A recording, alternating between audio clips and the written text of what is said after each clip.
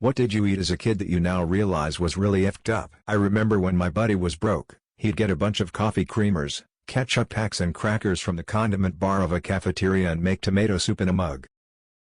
My sister and I, when we were too young to be left alone in the kitchen, decided to cook and make something. We took grape nut cereal, sugar, peanut butter and cola and mixed it up. We thought it was the best thing ever. Today clearly I think the idea is disgusting, but I can still remember how it tasted. I also remember eating saltine crackers with sliced of government cheese melted in it in the microwave for lunch, often because we were poor, but I liked it. I'm Cherokee. I spent my whole youth eating government cheese. The secret is that most of the commodities the government gave us were purchased as subsidies for certain farming/dairy interests. The reason commodity/government cheese is so good is that it's high-quality Wisconsin cheddar bought in bulk to help subsidize the dairy industry in a key battleground state. It's not really important, but having grown up eating it, I thought it was cool to learn why it was a thing. Horse biscuits. They were green, rather hard and delicious. There was nothing on the packet to say they were not suitable for human consumption, and all the ingredients sounded innocuous. So my best friend and I had a test nibble whilst feeding our horses. After that I regularly pinched a biscuit.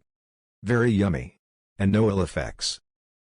This isn't what you were probably expecting, but my siblings and I basically grew up on game meat.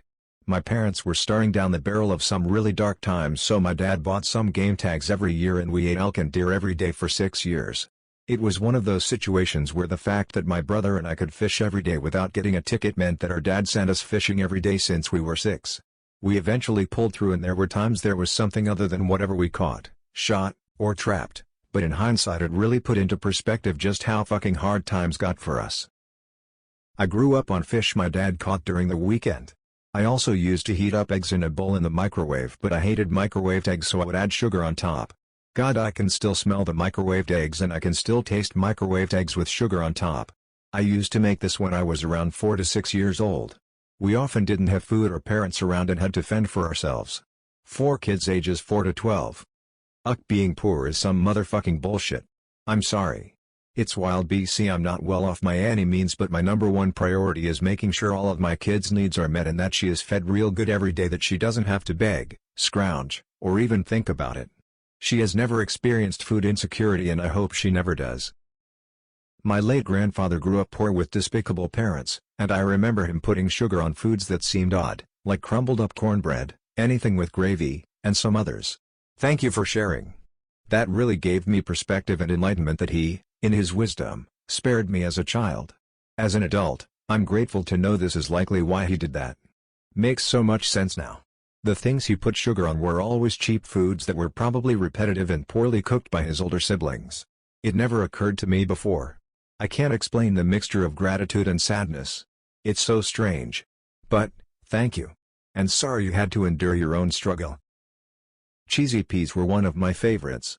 It was just plain green peas with a slice of melted American cheese stirred in. I didn't realize it was just one of many struggle meals my parents fed us until I mentioned it to friends later, and they were all completely aghast. I'd still eat it today though. I had a friend who ate ketchup sandwiches. Other kids would make fun of him for it. But his family was poor and he didn't have much choice. He grew up to be one of the hardest working guys I've ever known. House has enough food in it to survive a zombie apocalypse. Because he doesn't want his kids to ever worry about their next meal,